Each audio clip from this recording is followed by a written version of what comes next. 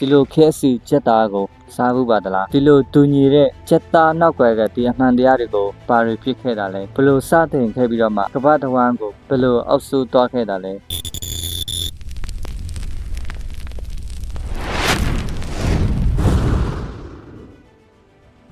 1930ခုနှစ်မှာဒီအမေရိကန်အလဲပိုင်းကန်တူကီအခြားသူတွေမသိတလောက်ဒီလမ်းဘေးအခန့်ဆိုင်ငယ်လေးကနေတူးတဲ့အစပြုခဲ့တဲ့ခေါ်လနာဟဲလန်စန္ဒာပဲဖြစ်ပါတယ်သူအတွက်အစားတောက်ဆိုတာဗဂျမာနဲ့ပတ်သက်တယ်ခီးသွွားတွေအလုတ်သမားတွေအချိန်အနည်းဆုံးနဲ့အရသာအစိမကျတဲ့ကြက်သားစားရတာကိုမကြိုက်ဘူးသူစိတ်ကူကလူတိုင်းအချိန်မကြာပဲတူညီတဲ့အရသာနဲ့တူညီတဲ့အစိအတန်းရှိတဲ့အရသာရမယ်ဆိုတာပါပဲဒါကြောင့်စန္ဒာဟာ3မိနစ်အတွင်းဒီကြက်သားကြော်ကိုတူညီအရသာပေးနိုင်မဲ့နီလန်းတွေကိုတီထွင်ဖို့စတင်ခဲ့ပါတယ်ပြီးတော့ဒီစန္ဒာရဲ့အမှန်တရယ် breakthrough ကတော့သူကဖိအားကြော်ဒီနီလန်းကြောင့်ဒီကြက်သားအတွင်းပိုင်းကနူးညံ့ပြီးတော့ဒီရေတက်မပြတ်ပဲနဲ့အပြင်ပိုင်းကတော့ကြက်မှုတ်ကကြွပြီးတော့မှဒီအရသာထူးထူးခြားခြားလေးတွေပြလာတယ်အဲ့ဒီနီလန်းထဲမှာပဲတာမန်ကြက်ကြော်နဲ့မတူတဲ့လောဝက်ချက်17မျိုးအနက်အတက်နဲ့ဒီဆက်တဲ့အမှုတ်တွေကိုထည့်သုံးခဲ့တယ်ဒီ secret recipe ဟာယနေ့အထိအနည်းဆုံး2ဦးပဲ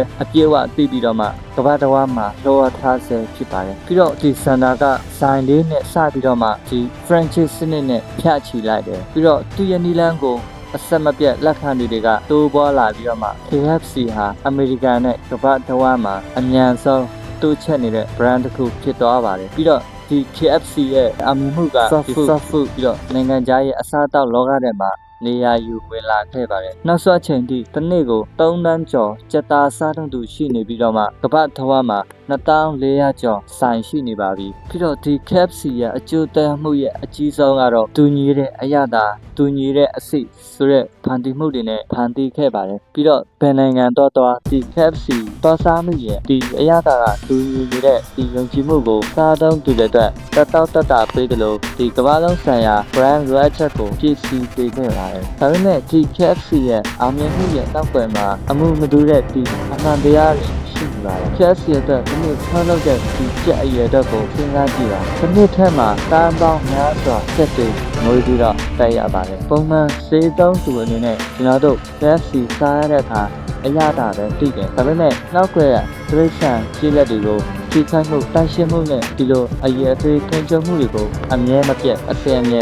တုံ့ပြန်နေကြပါတယ်တစ်ခါမှတော့အခြားအရေးကြီးတဲ့ပြဿနာတစ်ခုကိုစမ်းမယူတရားမှုအစီအလားတက်ပြီးတော့တရားအများကြီးကြောင့်အချိန်ကြာလာတာနဲ့မျှလူနာများစွာရဲ့ဒီစမ်းမယူကိုထိခိုက်စေနိုင်တယ်ဆိုတဲ့ဝေဖန်ချက်တွေများစွာရှိခဲ့ပါပြီးတော့ဝေဖန်ချက်တွေလည်းရှိနေ